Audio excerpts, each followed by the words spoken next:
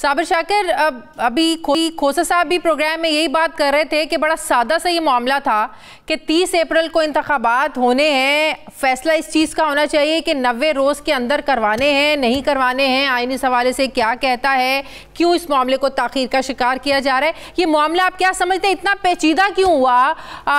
जो है ना वो बेंच कई बार बना, कई बार टूट गया, अब 9 रुकनी लार्जर बेंच से ये 3 रुकनी बेंच रह गया है। आपको क्या वजह समझ में आती है इस मामले के की इतनी हसासियत की, इतना मामला पेचीदा कैसे हो गया? सिर्फ एक ही वजह है और वो है जो सोचा था वो हो नहीं सका और पाकिस्तान के अवाम ने उसको रिजेक्ट किया और अब पाकिस्तान के अवाम इलेक्शन डिमांड कर रहे हैं और जितने भी सर्वेस जितने भी आ रहे हैं उसमें जाहिर हो रहा है कि ये 14 जमाती इत्तेहाद जो है इसका कोई सियासी मुस्तकबिल नहीं है और ख़ास तौर पे मुस्लिम लीग नवाज और मौलाना फजलुर रहमान साहब ये अपना सब का सब पॉलिटिकल कैपिटल जिसको कहते हैं सियासी सरमाया, ये सियासी सरमाया इनके हाथ से निकल चुका है और इनकी सियासी जागीरें जो हैं वो किसी और के पास जा रही हैं। इसलिए ये सख्त तरीन मज़ाहमत है और उसी मज़ाहमत के लिए ये हर हरबा इस्तेमाल कर रहे हैं और सुप्रीम कोर्ट उन्होंने तो साफ कह दिया है कि इस 3 रुकनी बेंच के फैसले की कोई हैसियत नहीं होगी, कोई अहमियत नहीं होगी, फुल कोर्ट जाए। अगर नून लीग फैसले को नहीं मानेगी तो बहरान बहुत ज्यादा पेचीदा हो जाएगा।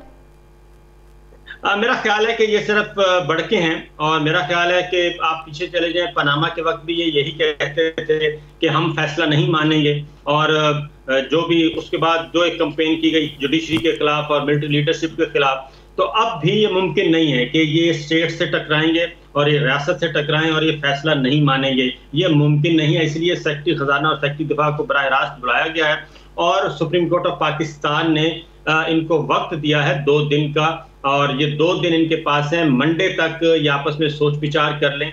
सोच विचार करने के बाद ये बेसिकली ये जो पीरियड टाइम दिया गया डिस्कशन के लिए वो ये है कि इंतखाबात तो होने हैं।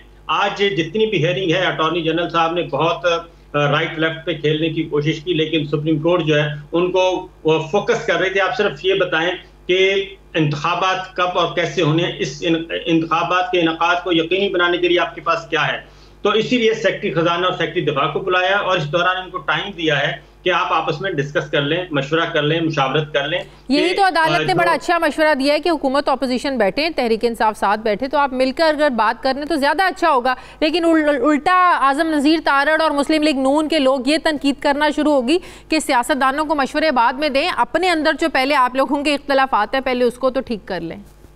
अच्छा, उनके जो इख्तलाफात हैं उसमें भी अगर मैं बता दूं कि चीफ जस्टिस उमरता बंदयाल साहब अगर उन्होंने पूरी किताब खोल दी कि ये इख्तलाफात और ये सारा खेल खेला जा रहा है और 1997 के साथ अगर इसको इंटरलिंक हो गया ये सारा सिस्टम, तो मेरा ख्याल है इनको छुपाने को जगह नहीं मिलेगी, मुंह छुपाने को जगह नहीं मिलेगी।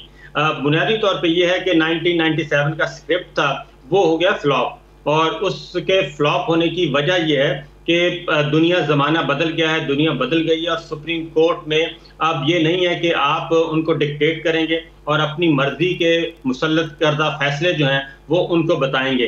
अदरवाइज तो बहुत कुछ कहने को है लेकिन हम उस एरिया में जाना नहीं चाहते, हमें भी नहीं जाना चाहिए और सुप्रीम कोर्ट ऑफ पाकिस्तान अगर खुद इसको हैंडल कर ले तो असल जो बुनियादी नुकता है जो टाइम दिया गया वो ये है कि अगर आपने इंतखाबात एक वक्त में करवाने हैं तो फिर ये 3 दिनों में सोच लें और अगर कौमी असम्बली तहलील करनी है क्योंकि अक्टूबर तक ये इलेक्शन नहीं जा सकता।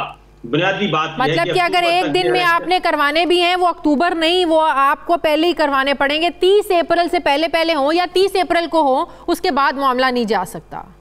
मेरा ख्याल है कि 30 अप्रैल के आगे पीछे हो सकता है, उसमें कोई कुछ दिनों का फर्क हो सकता है लेकिन 6 महीने का जंप नहीं होगा। लेकिन फिर भी सवाल उठाने वाले तो उठाएंगे ना। 30 अप्रैल के बाद भी अगर आप मामला लेकर जाते हैं तो फिर जो आइन कहता है कि जो आइन की पाबंदी है कि 90 रोज में आपने करवाने, आइन की वायलेशन तो फिर तो हो गई ना। उसमें ये है, देखें उसमें एक जवाब मिलेगा। जवाब ये मिलेगा अगर कौमी असम्बली तहरील होती है, सिंध और बलोचिस्तान असम्बली भी तहरील होती है और पूरा मुल्क जनरल इलेक्शन की तरफ जाता है तो उसमें फिर गुंजाइश पैदा हो जाती है, उसमें रास्ता निकलता है। जैसे मोहतरमा बेनजीर भुट्टो के जमाने में निकला, 1988 में निकला, फिर उसको कवर किया जा सकता है। तो वो कोई तरमीम के जरिए कवर करना पड़ेगा ना।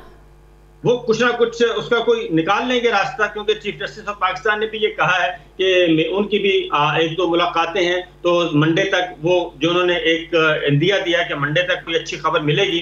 अब आप ये देखेंगे कि सिर्फ मज़ाहमत सिर्फ एक साइड से होगी, और वो मज़ाहमत है मुस्लिम लीग नवाज की तरफ से। हाँ। उन्हीं की तरफ से सारा कुछ किया जा रहा है, और मज़ाहमत उसी की तरफ से होगी, उसी की तरफ से चैलेंज करने की बातें की जाएंगी।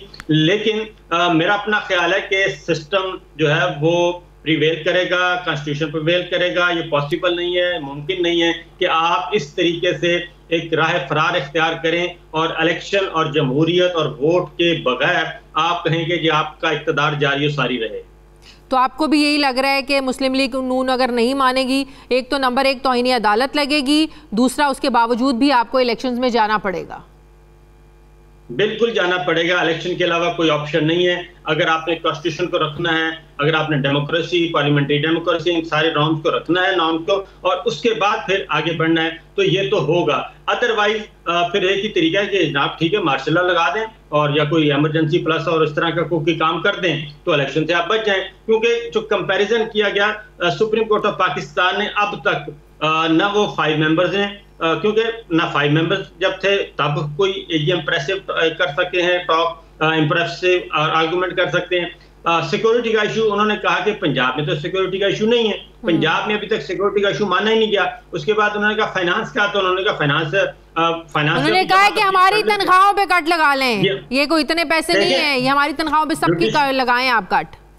जुडिशरी इस वक्त बिल्कुल वो आइन से आगे पीछे होने वाली नहीं है। वो इनको बार बार कह रही है कि रास्ता अगर आपने निकालना है तो निकाल लें, अगर आपने एक ही दफा इलेक्शन करवाना है, ये इनका है ना अंदर खाने की और डिस्कशन है, वो यही है कि पंजाब और खैबर पख्तूनख्वा में इलेक्शन हो गए तो इनमें हुकूमतें आ जाएंगी पीटीआई की, और उसके बाद जब जनरल इलेक्शन होंगे तो वहां पे पीटीआई की गवर्नमेंट होगी। तो इसके लिए तो गवर्नमेंट के पास है ऑप्शन कि गवर्नमेंट पीछे आ जाए और असेंबलियां तोड़ दे और एक दिन इलेक्शन करवा ले और इस खौफ को खत्म कर दे। लेकिन वो कहते हैं कि नहीं, हम असेंबलियां भी नहीं तोड़ना चाहते और हम इलेक्शन को भी आगे लेके जाना चाहते हैं। फिर आगे फर्दर जो आता है, जो खदशात हैं, जो मेरा ख्याल है कि सुप्रीम कोर्ट को भी पता होगा कि वो अक्टूबर में भी इलेक्शन करवाने के मूड में नहीं है, वो उससे भी एक स्टेप आगे जाना चाह रहे हैं। तो ये सारे का सारा एक हाइब्रिड निजाम का, इसीलिए supreme court and procedure bill आप लेकर आए हैं, जिसमें कह रहे हैं कि जितने भी पुराने 100 नोटिस हैं उन पर आप अपील का हक दें।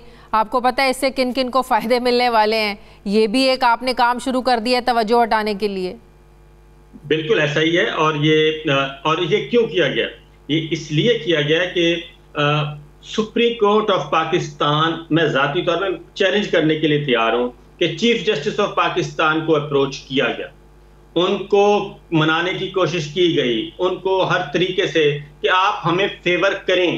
अच्छा। उन्होंने चाय पिलाई, बिस्किट खिलाए, सब कुछ किया, और उसके बाद उन्होंने अपना जुडिशल वर्क जारी रखा, और वो जारी रखे हुए हैं। वो आइन से आगे पीछे होने के लिए तैयार नहीं। जाए टैक्सेशन का मैटर है, जाके पता करें वहां पे क्या हो रहा है क्या नहीं हो रहा। तो ये बैकडोर पे बहुत कुछ चल रहा है। इसलिए चीफ जस्टिस उमर अता बंदयाल साहब अगर बोलेंगे तो मेरा ख्याल है इनके छुपाने के लिए, मुंह छुपाने को जगह नहीं मिलेगी।